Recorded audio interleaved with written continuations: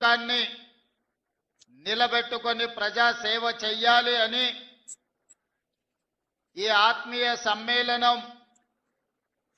అదే విధంగా విజయం సాధించిన సర్పంచులను సన్మానించడం ద్వారా ఈనాడు రాష్ట్ర ప్రభుత్వం మహాత్మా గాంధీ గారు కన్న కలలు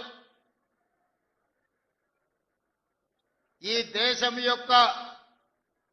పునాదులు గ్రామాలలో ఉన్నాయి.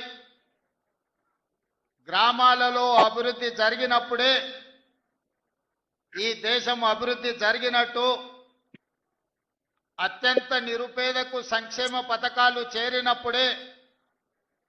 నిజమైన ప్రజాపాలన అందుబాటులోకి వచ్చినట్టు అని ఏదైతే భావించినరో ఆ భావనను వారి స్ఫూర్తిని కొనసాగించాలి అని ఈనాడు కొడంగల్ శాసనసభ నియోజకవర్గంలో ఈ కార్యక్రమాన్ని ఏర్పాటు చేసి